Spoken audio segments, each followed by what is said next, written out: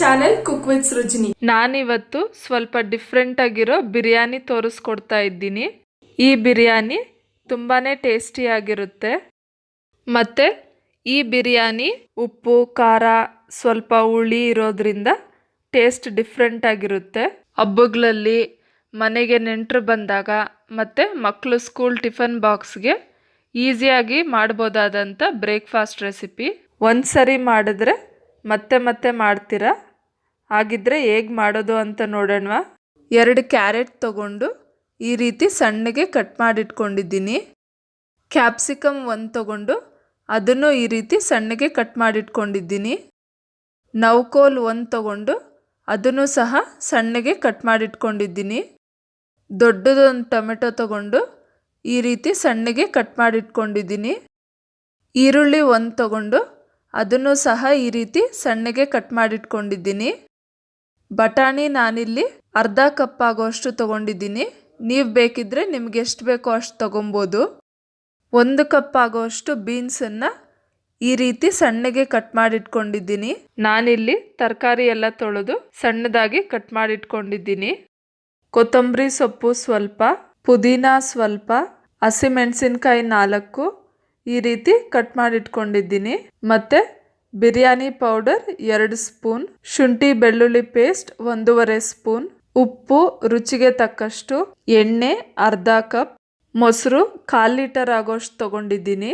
ಮತ್ತು ಪಲಾವ್ ಸಾಮಾನು, ಪಲಾವ್ ಎಲೆ, ಕಲ್ಲುವು, ಚಕ್ಕೆ ಲವಂಗ, ಏಲಕ್ಕಿ, ಮರಾಠಿ ಮೊಗ್ಗು, ಸೋಂಪು ತಗೊಂಡಿದ್ದೀನಿ.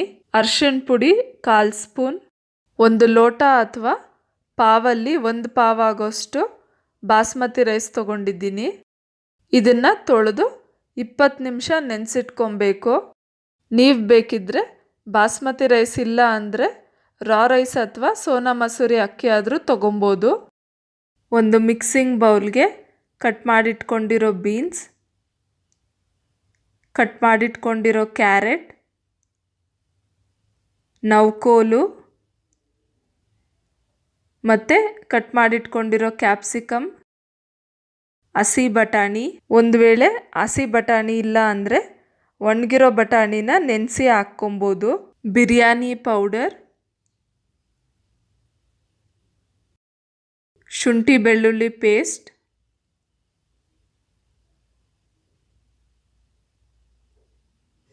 ಮತ್ತು ಅರ್ಧ ಸ್ಪೂನ್ ಉಪ್ಪು ಪುಡಿ ಸಹ ಹಾಕ್ಕೊಂಡು ಅದ್ರ ಜೊತೆಗೆ ಮೊಸರು ಹಾಕಿ ಎಲ್ಲನೂ ಮಿಕ್ಸ್ ಮಾಡ್ಕೊಬೇಕು.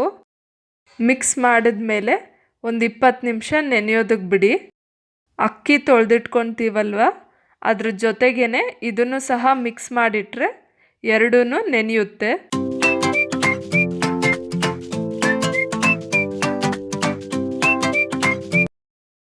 ಸ್ಟವ್ ಹಚ್ಚಿ ಕುಕ್ಕರ್ ಇಟ್ಟು ಸ್ಟವ್ನ ಲೋ ಫ್ಲೇಮಲ್ಲಿ ಇಟ್ಕೊಂಡು ಅರ್ಧ ಕಪ್ಪಿಂದ 3/4 ಕಪ್ ಆಗೋಷ್ಟು ಎಣ್ಣೆ ಹಾಕಿ, ತುಪ್ಪ ಬಂದು ಆಪ್ಷನಲ್ಲು, ನಿಮಗೆ ಬೇಕಿದ್ದರೆ ಹಾಕ್ಕೊಳ್ಳಿ, ಇಲ್ಲಾಂದರೆ ಬರೀ ಕುಕ್ಕಿಂಗ್ ಆಯಿಲೇ ಹಾಕ್ಕೊಬೋದು.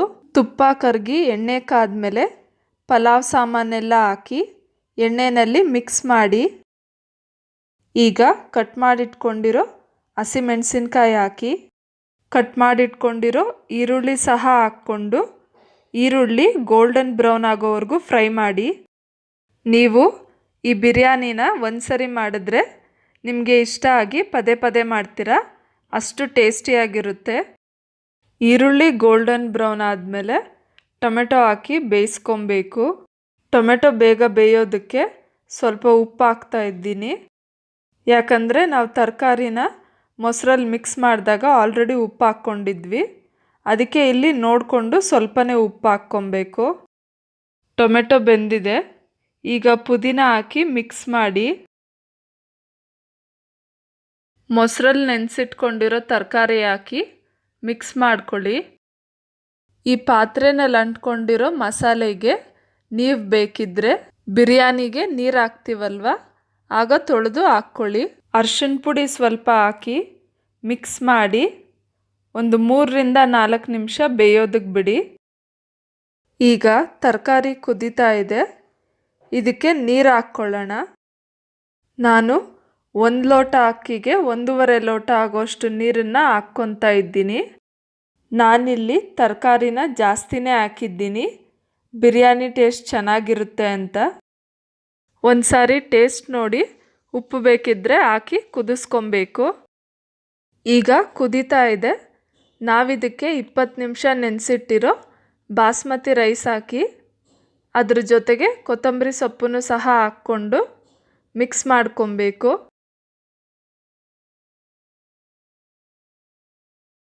ಕುಕ್ಕರ್ ಲಿಡ್ ಕ್ಲೋಸ್ ಮಾಡಿ ವಿಜಿಲ್ ಹಾಕಿ ಸ್ಟವ್ನ ಹೈ ಫ್ಲೇಮಲ್ಲಿಟ್ಟು 2 ವಿಜಿಲ್ ಕೂಗಿಸ್ಕೊಳ್ಳಿ. 2 ವಿಜಿಲ್ ಕೂಗಿಸಾದ್ಮೇಲೆ ಸ್ಟವ್ ಆಫ್ ಮಾಡಿ ಪ್ರೆಷರ್ ಎಲ್ಲ ಹೋಗೋವರೆಗೂ ಹಾಗೇ ಬಿಟ್ಬಿಡಿ. ಪ್ರೆಷರ್ ಹೋದ್ಮೇಲೆ ವಿಜಿಲ್ ತೆಗೆದು ಲಿಡ್ ಓಪನ್ ಮಾಡಿ ಎಲ್ಲನೂ ಚೆನ್ನಾಗಿ ಮಿಕ್ಸ್ ಮಾಡಿ. ಯಾವುದೇ ಒಂದು ರೈಸ್ ಐಟಮ್ಗೆ ನಾವು ಬಾಸ್ಮತಿ ರೈಸ್ ಯೂಸ್ ಮಾಡಿದಾಗ ನಿಧಾನಕ್ಕೆ ತಿರುಗಿಸ್ಬೇಕು. ಪ್ರೆಸ್ ಮಾಡಿ ಜಾಸ್ತಿ ತಿರುಗಿಸಿದ್ರೆ ಅಗಳೆಲ್ಲ ಕಟ್ಟಾಗಿ ಮೆತ್ತಗಾಗ್ಬಿಡುತ್ತೆ. ಅದಕ್ಕೆ ವುಡ್ ಸೌಟಿಂದ ನಿಧಾನಕ್ಕೆ ಮಿಕ್ಸ್ ಮಾಡಬೇಕು. ಈಗ ಕರ್ಡ್ ವೆಜ್ ಬಿರಿಯಾನಿ ರೆಡಿಯಾಗಿದೆ. ಸೊ ನೋಡಿದ್ರಲ್ಲ ಫ್ರೆಂಡ್ಸ್, ನೀವು ಒಂದ್ಸಲ ಟ್ರೈ ಮಾಡಿ ನೋಡಿ ಹೇಗ್ ಬಂತು ಅಂತ ಕಮೆಂಟ್ ಸೆಕ್ಷನ್ ಅಲ್ಲಿ ಶೇರ್ ಮಾಡಿ. ಮತ್ತೆ ಈ ವಿಡಿಯೋ ನಿಮ್ಗೆ ಇಷ್ಟ ಆದ್ರೆ ಲೈಕ್ ಮಾಡಿ, ಶೇರ್ ಮಾಡಿ, ಪ್ಲೀಸ್ ನನ್ನ ಚಾನೆಲ್ಗೆ ಸಬ್ಸ್ಕ್ರೈಬ್ ಮಾಡಿ. ಮತ್ತೆ ನಾನು ಇನ್ನೊಂದು ರೆಸಿಪಿ ಜೊತೆ ನಿಮ್ ಮುಂದೆ ಸಿಗ್ತೀನಿ. ಅಂಟಿಲ್ ದೆನ್ ಬಾಯ್.